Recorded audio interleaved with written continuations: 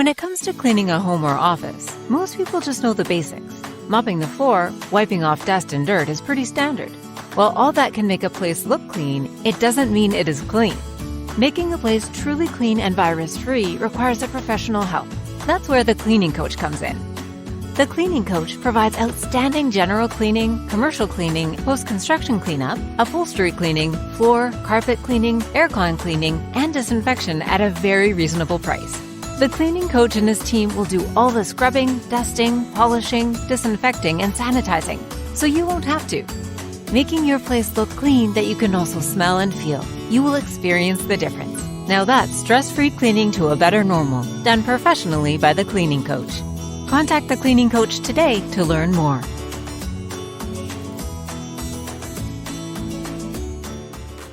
The Gabe Vincent to LA really surprised me too. And then right after that, you saw Schroeder sign with Toronto, and then the dots just kind of connected once everything was going down. I'm sure you kind of heard whispers of it. While we're on the Vincent topic, did the Vincent to the Lakers news catch you by surprise as well? Or was that something that LA was, kind of centering on even before free agency started? Honestly, that was one of the few things that did take me by surprise, because I had really only heard the Raptors. And the Raptors, I believe, gave some type of back channel idea that they could be a landing spot for Gabe if it didn't work out with Miami, because just the way word travels around the NBA. I think other teams were of the understanding that you mentioned. Damian Lillard's obviously the biggest thing hanging over all of this. Miami wants Dame. Of course they want Dame.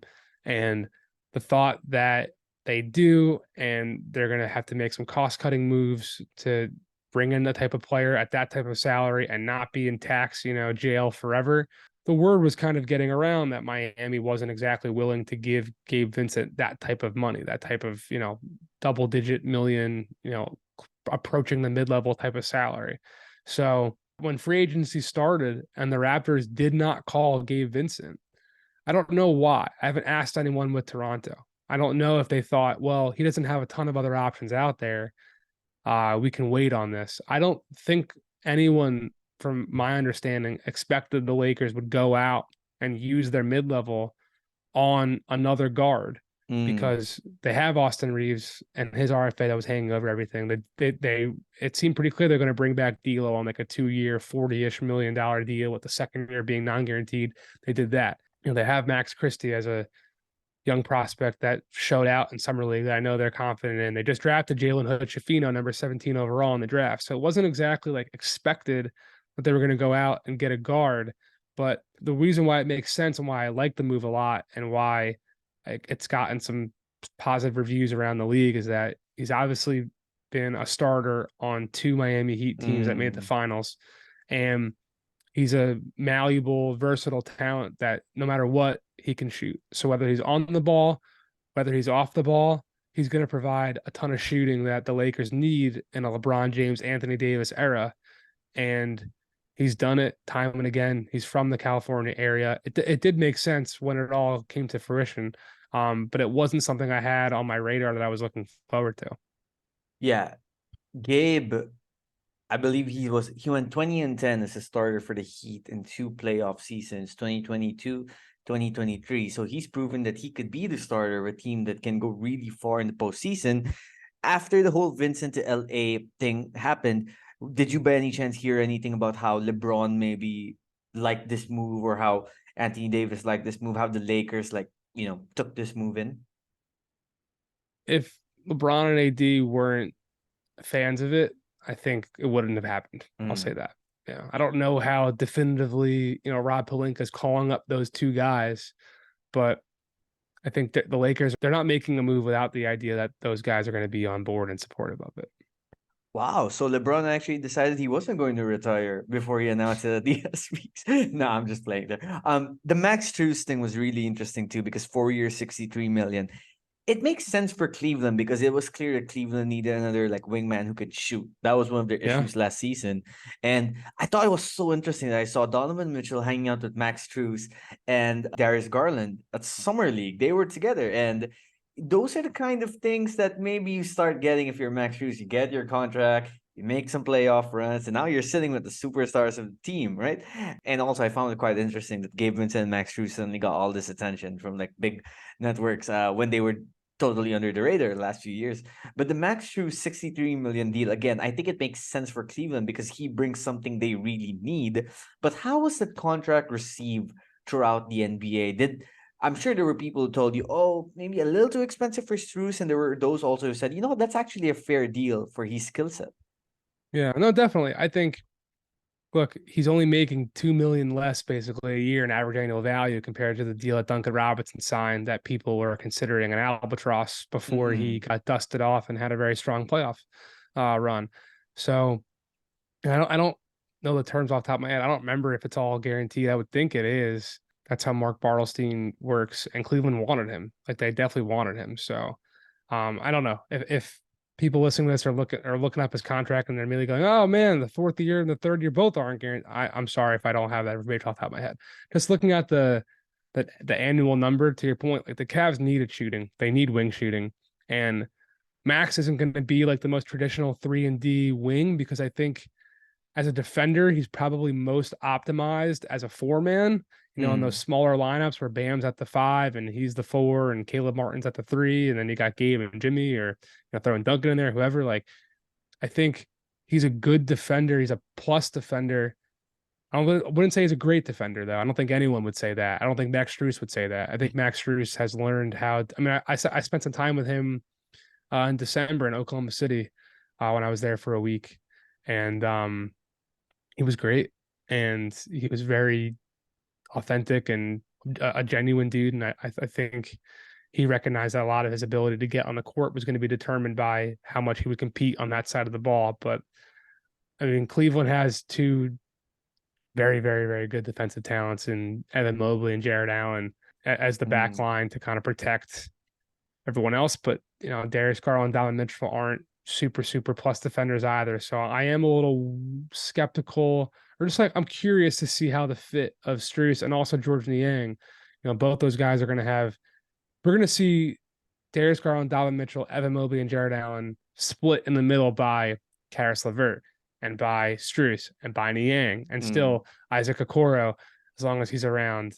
And Dean Wade, like they're going to keep trying. They're going to keep trying other guys as that fifth guy, and they're going to have mixed results because every 5-man unit is not created equal, and every other, that 5-man unit's strength is going to be dependent on the other 5-man on the other side of the floor.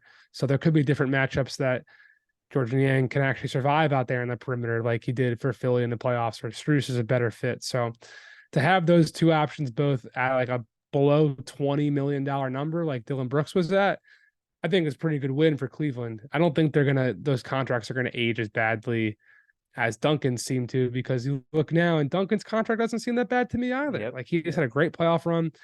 He's one of the best shooters on the planet. And come playoff time, that's a very valuable thing. He was absolutely worth his salt of that contract in the postseason. So as long as Cleveland continues on that progression, I think Max Strus will be worth his. Yeah, Duncan Robinson was mean mugging people in the NBA Finals, considering where he was. I mean, that's quite the 180-degree shift. Three questions that popped into my head while we're talking about Strus in Cleveland. One, when you spent time with Strus in Oklahoma City, did he some way somehow explain why he and Jimmy Butler continue to flip each other off? I know it's like one of their best friend, like no, I didn't ask him. Yeah, I just know.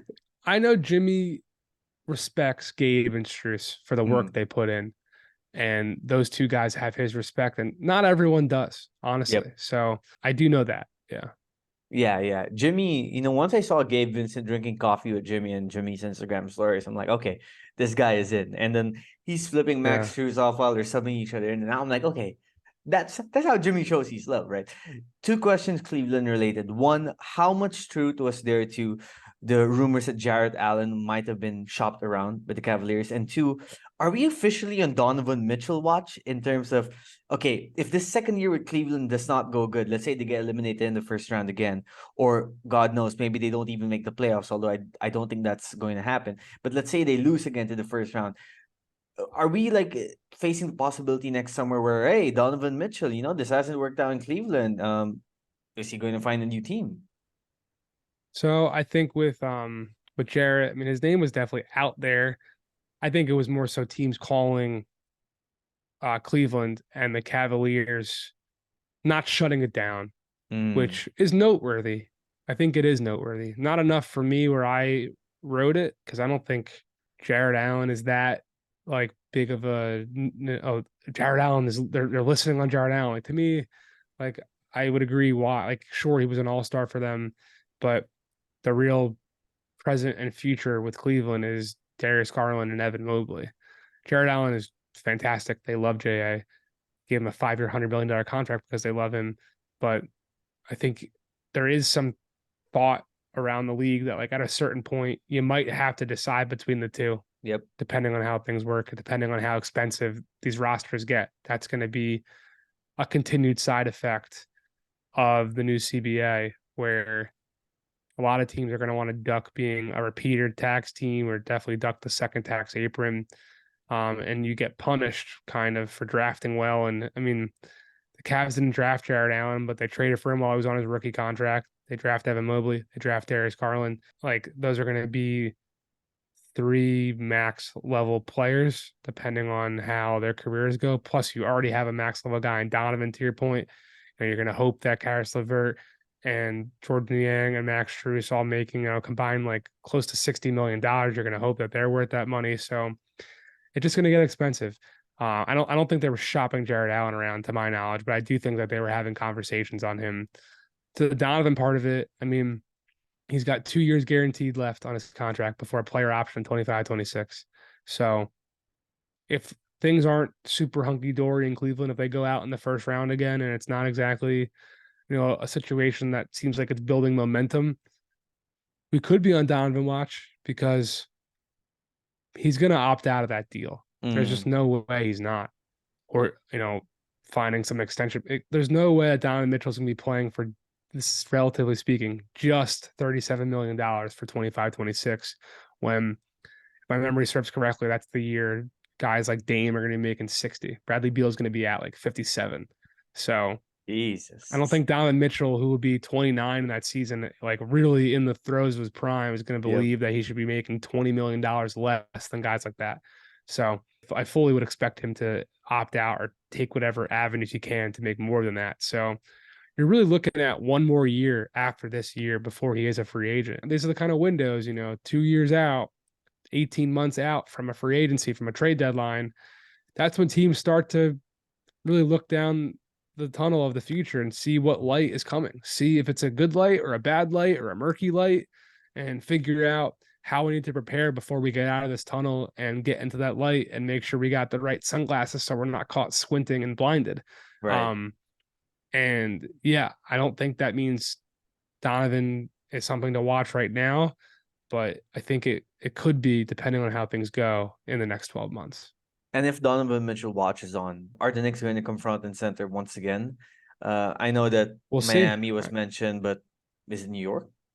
That's the thing. Like, if Miami goes out and trades for Dame, then They're they're out. done. They're out. They Yeah. don't. They won't be. Yeah. If New York goes out and trades for, Paul George. Paul George, let's say James Harden doesn't get traded, and the Sixers are like, you know what, come back to training camp, just like they did with Ben Simmons, and Harden holds out. Let's say Harden doesn't play again until February. And I'm reporting this. I'm just throwing out, Ideas. something Yeah. that's, it seems like it has at least a chance of happening. Let's say Joel Embiid asks out come February. The Knicks would be the front of the line there. So Right. Right. it'll depend on which teams are actually open and available, but we'll see. We'll see.